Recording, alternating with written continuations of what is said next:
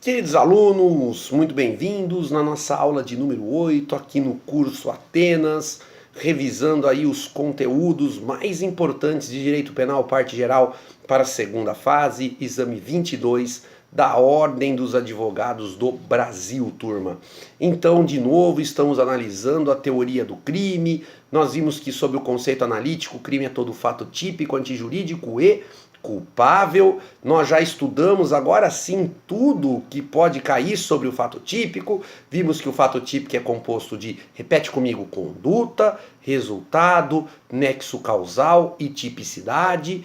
Vimos a questão do erro de tipo, o erro que recai sobre a realidade, o erro de tipo que se subdivide em erro de tipo essencial e acidental, o erro de tipo essencial que pode ser incriminador, artigo 20 caput do Código Penal, ou essencial permissivo, artigo 20, parágrafo 1º do Código Penal, e o erro de tipo acidental, que se subdivide em 5, né, turma? Nós temos o erro de tipo acidental sobre o objeto, o erro de tipo acidental sobre a pessoa, erro de tipo acidental sobre o resultado, erro de tipo acidental, senhores, sobre a execução e o erro de tipo acidental sobre o nexo causal. Muito bem, hoje então entramos na análise do segundo elemento do fato típico, ou seja, analisaremos agora a antijuridicidade.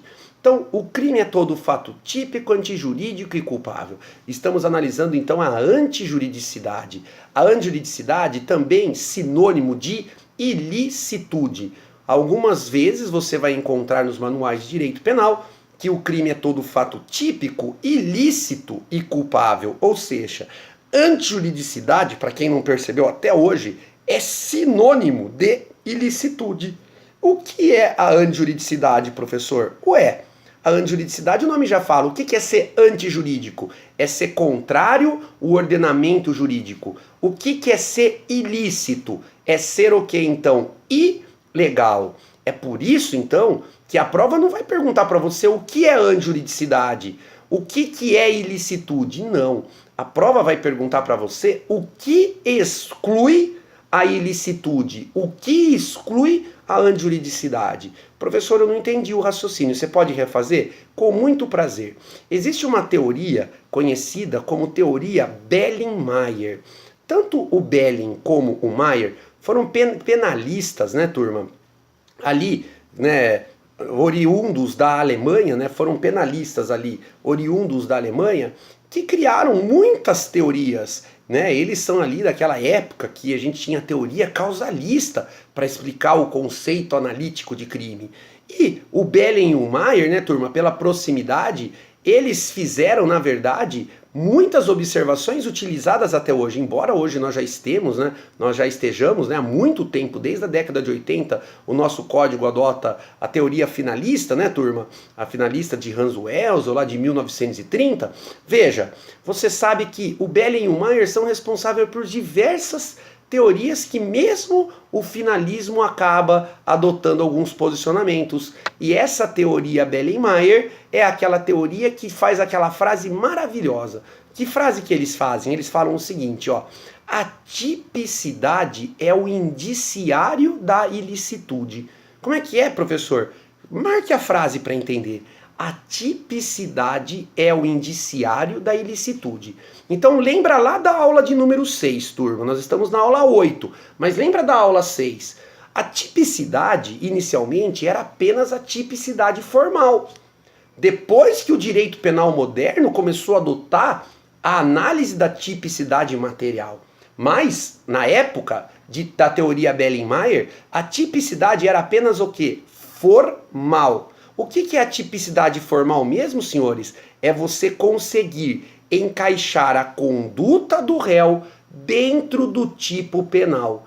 Tipicidade formal é o mero enquadramento, ou seja, o encaixe da conduta do réu no tipo penal. Como assim, professor? O que você fez? Eu subtraí coisa alheia móvel. Existe algum crime que pune quem subtrai coisa alheia móvel? Existe o artigo 155 do Código Penal. Logo, você consegue encaixar a conduta do réu no tipo penal? Consigo, no artigo 155. Então significa que eu tenho a tipicidade formal. E o Belling-Mayer fala, a tipicidade é o indiciário da ilicitude. Por quê? Porque o crime não é um ato ilícito por natureza. Por que é um crime? O crime é um ato que contraria a moral, os bons costumes, a ordem jurídica. Logo, Belling-Mayer fala, quando você tem tipicidade formal, quando você encaixa a conduta no tipo penal, nós já presumimos, é uma presunção que o fato, além de típico, ele também é antijurídico, certo? Então, Tiago, deixa eu entender. Quando que um fato típico não é antijurídico? Porque, de novo, olha o Belling-Mayer, todo fato típico é presumidamente antijurídico. Então, turma, a prova não vai querer saber de você o que é ilicitude, a prova vai querer saber quando que um fato típico não será ilícito, quando que um fato típico não será antijurídico. E a resposta é muito simples. O fato típico não é ilícito, ou seja, o fato típico não será antijurídico quando o réu praticou o delito acobertado por uma norma penal permissiva o que, turma? Uma norma penal permissiva justificante, ou seja, uma norma penal permissiva chamada excludente de ilicitude, ou, se você preferir, excludente de antijuridicidade. Então, um fato típico não será ilícito, não será antijurídico, quando o réu praticar o crime acobertado por uma excludente de ilicitude, uma excludente de antijuridicidade. Tá, professor, aonde estão essas excludentes? Essas excludentes estão no artigo 23 do Código Penal. Então nós temos 4 excludentes de ilicitude expressas. Quais são, turma? Vamos na ordem. O estado de necessidade, a legítima defesa, o exercício regular de um direito e o estrito cumprimento do dever legal. Tá bom, turma? Essas são as expressas. Então vamos aprender uma a uma e depois no final fazer algumas observações. Vamos lá? Artigo 23, inciso 1 e 24 do Código Penal. É o estado de necessidade. Turma, aprenda sobre o estado de necessidade. O estado de necessidade é um conflito entre dois bens jurídicos. Estado de necessidade é um conflito entre dois bens jurídicos. Conflito esse que não é o réu que causou, tá? É um conflito entre dois bens jurídicos. E no caso concreto, o réu pode salvar os dois bens? Não, o réu não pode salvar os dois bens, tá? Porque se ele puder salvar os dois, não tem estado de necessidade. Então, estado de necessidade é um conflito entre dois bens jurídicos, onde o réu não pode salvar os dois bens. Ele precisa salvar apenas um. E o outro? O outro vai sofrer lesão, certo? O outro vai se perder. Qual é o bem que o réu tem que salvar? O réu tem que salvar sempre o bem que vale mais. Então, qual bem vai sofrer a lesão? Obviamente, o bem que vale menos. Professor, mas e se eles valerem a mesma coisa? Aí é muito simples. O réu escolhe qual dos dois ele vai salvar. Tiago, eu não entendi. Então vamos lá. Eu estou dirigindo o meu veículo, estou respeitando o limite de velocidade, de repente passa uma criança na frente do meu carro atrás de uma bola, atrás de uma pipa, né? O que você preferir. Certo? Veja, você sabe, quem dirige sabe, por mais que você freie, o carro não para no lugar que você freou, ele sempre anda alguma distância à frente depois que você freia. Ele demora alguns pelo menos ali, metros para parar. Perfeito, turma? Entenderam? Então, a hora que a criança passa na frente do meu carro, eu percebo que não vai dar para frear. Ou eu atropelo a criança, ou eu viro o volante do carro e acaba pegando um carro que está estacionado na via pública. Ué, Tiago, deixa eu entender. Ué, se eu jogar o meu carro num carro que está parado intencionalmente, é crime de dano, certo? Mas então, e agora? Eu estou num conflito entre dois bens. Quais são os bens? A vida da criança ou o patrimônio de alguém? Qual bem que vale mais? A vida ou o patrimônio? É óbvio que vale mais a vida. Então, o que eu tenho que fazer? Eu tenho que virar o volante e jogar o meu carro em cima do veículo que está parado. Perfeito, turma? Do patrimônio de alguém. Eu vou responder pelo crime de dano? Não, porque eu estou acobertado pelo artigo 24 do Código Penal, chamado de estado de necessidade. Mas, professor, vamos imaginar que a hora que a criança passa, ou você atropela a criança, ou você vira o volante e agora você sobe em cima da calçada e atropela um pedestre. Ué, e agora? O que eu tenho que fazer? Agora, ó, os dois bens valem a mesma coisa. Vida e vida. O que eu tenho que fazer? Agora eu escolho. Eu posso ou atropelar a criança ou atropelar o pedestre. Que, né, senhores, eu não responderei pelo crime, pelo estado de necessidade, porque os dois bens valem a mesma coisa. Tá bom, turma? Mas, professor, e se na hora você acha que está salvando o bem que vale mais, mas na verdade você está salvando o bem que vale menos e lesionando o bem que vale mais? Vamos dar um exemplo, né, turma? Vamos dar um exemplo? Você está dirigindo, passa na frente do seu carro um cachorro, certo? Não vai dar para frear, ou você atropela o cachorro, ou você sobe em cima da calçada e atropela um pedestre. Qual bem que vale mais, a vida humana ou a vida do animal? É óbvio que é a vida humana. Por mais que você goste de cachorro, a vida humana sempre vale mais que a vida do animal. Então, se você, para salvar o cachorro, atropela uma pessoa, você escolheu o mal, você escolheu o bem que vale menos, certo, turma? Você salvou o bem que vale menos e lesionou o bem que vale mais. Você vai ser absolvido? Não. Você vai ter uma redução de pena aí do artigo 24, parágrafo 2º. Se você salva o bem que vale menos e lesiona o que vale mais, você vai responder pelo crime, só que com a pena reduzida de 1 a 2/3.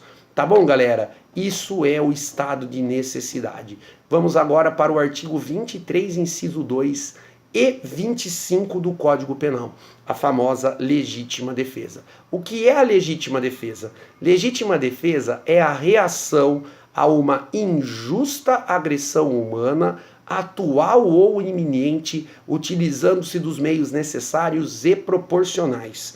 Legítima defesa é a reação a uma injusta agressão humana, atual ou iminente, certo, senhores? Utilizando-se dos meios necessários e proporcionais. Ó, não dá para confundir legítima defesa com estado de necessidade. A legítima defesa é a reação a uma injusta agressão humana, enquanto que o estado de necessidade é um conflito entre dois bens jurídicos. Tá bom, turma? Cuidado com isso. Professor, não entendi. Ué, eu tô fazendo uma caminhada aí na lagoa, certo? Aí, vamos imaginar, turma, o Manuel me vê e muito bravo porque, né, por algum motivo qualquer, ele vem pra cima de mim pra me matar. Veja, eu sou obrigado a deixar ele me matar? Não. Se a agressão dele é injusta, eu tenho o direito de reagir utilizando os meios necessários e proporcionais. Então, se a gente acaba, né, trocando tiro e eu acabo matando o Manuel, o que significa, turma? Que eu vou responder pela morte dele? Não, porque eu estou em legítima defesa. Tá? Cuidado com a pegadinha que eu vou mostrar agora, ó, a pegadinha. Vamos imaginar então que eu estou andando na lagoa com o meu filho, questão que já caiu na prova da OAB, certo? Aí um pitbull escapa, vamos imaginar, o pitbull do Flávio escapou. Aí o pitbull vem com tudo em cima do meu filho.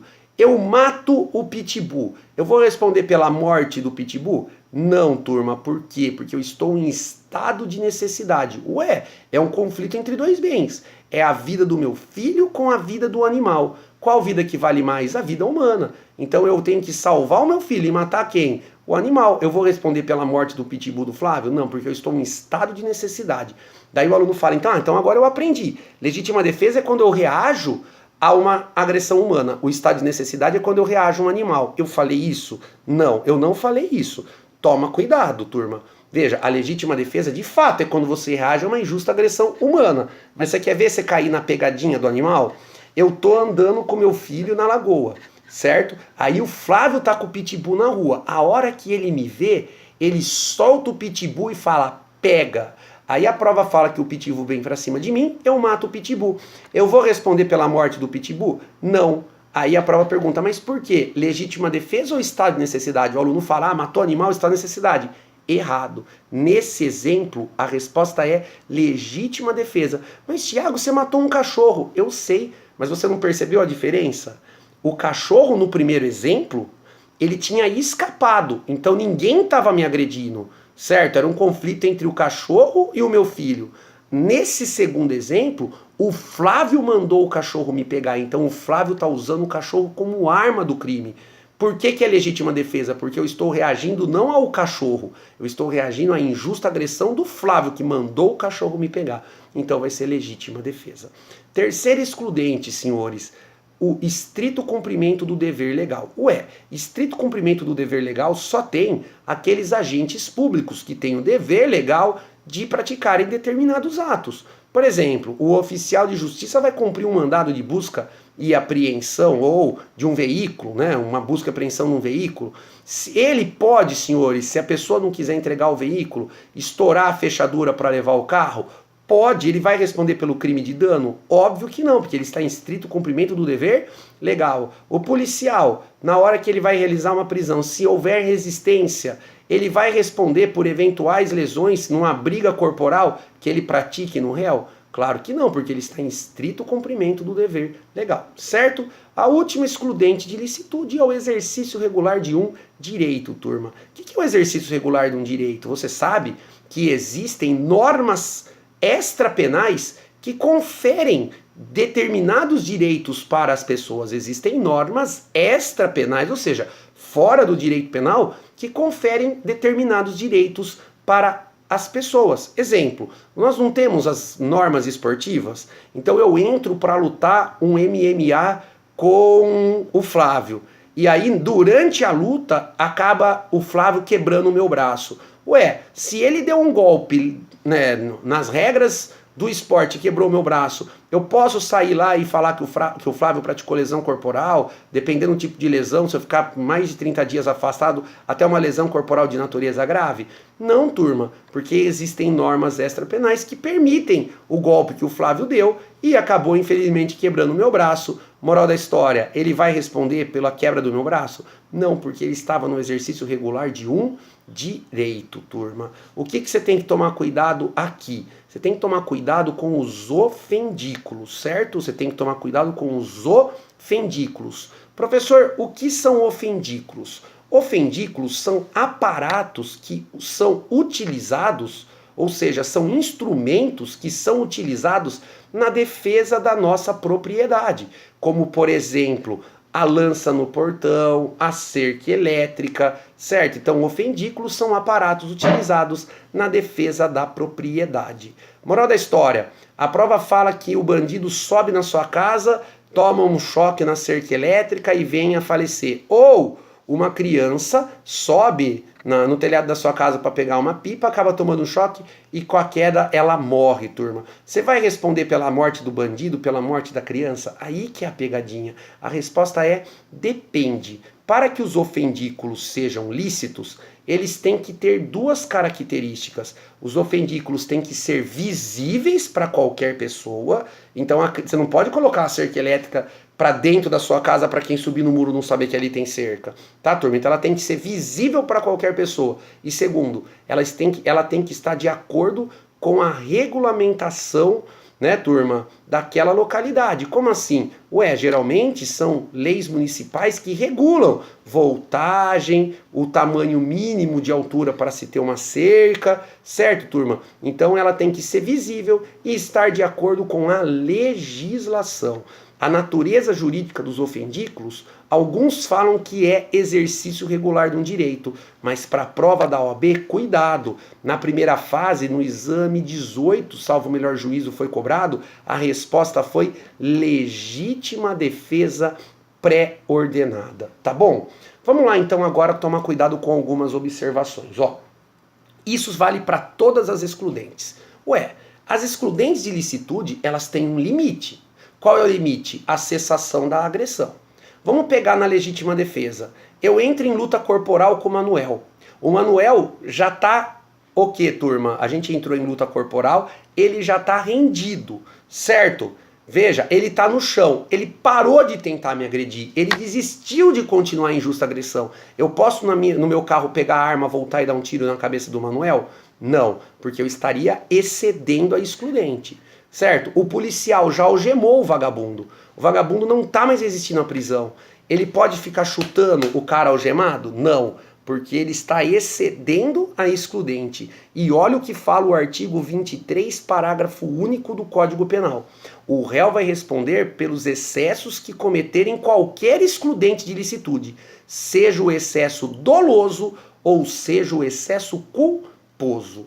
E para terminar a nossa aula de número 8, turma. Como a aula 7 ficou um pouco maior, a aula 8 provavelmente deu alguns minutinhos a menos do que vocês estão habituados. Mas para terminar o bloco número 8, cuidado com o que eu vou ensinar, turma. Veja, existem as causas supralegais de exclusão da ilicitude. Isso caiu no exame 18 ou 19 na primeira fase da OAB, toma cuidado com isso. Causa supralegal de exclusão da ilicitude. O que é uma causa supralegal de exclusão da ilicitude? Por que supralegal? Porque não está no artigo 23. No artigo 23 do Código Penal, nós temos apenas 4 excludentes. De novo, o estado de necessidade, a legítima defesa, o exercício regular do direito e o estrito cumprimento do dever legal. Mas existem outras que não estão escritas? Existe, turma. Como, por exemplo, o quê? O consentimento da vítima nos bens jurídicos disponíveis. Repete comigo. O consentimento da vítima nos bens jurídicos disponíveis. De novo, o consentimento da vítima nos bens jurídicos disponíveis. Você quer ver, turma? Na nossa galera aí, muitos alunos têm tatuagem, certo? Pensa comigo, o dia que você fez a tatuagem, doeu, não doeu? Claro que doeu. Por que fazer tatuagem dói? Por quê, turma? Porque quando o tatuador desenha na sua pele, ele está praticando um crime. Ele está ofendendo a sua integridade física. Ele está praticando um crime de lesão corporal. Por que o tatuador não vai para a cadeia, turma? Simples. Porque você é maior de idade. Você já tem a capacidade civil. Você, então, já tem capacidade para consentir sobre a sua integridade física. Então, o seu consentimento aqui é uma causa supralegal de exclusão da ilicitude. Perfeito? Outro exemplo. Eu tô enjoado do meu carro. Aí eu chego aí na aula e falo, vocês estão estressados? Todo mundo pega um taco de beisebol e vamos estourar o meu carro. Veja, o patrimônio não é um bem jurídico disponível, eu dou para quem eu quiser o meu patrimônio. Moral da história, se eu consentir que você estoure o meu carro, você vai responder pelo crime de dano? Não. Por quê? Porque existe aqui o meu consentimento e o bem jurídico é disponível. É o que nós chamamos de causa supralegal de exclusão da ilicitude, ou seja, de exclusão da antijuridicidade. Então, na aula de número 9, nós nos encontraremos para falar do último elemento do conceito analítico de crime, que é exatamente a culpabilidade, turma. Fiquem com Deus, continuem estudando e até a próxima aula. Tchau.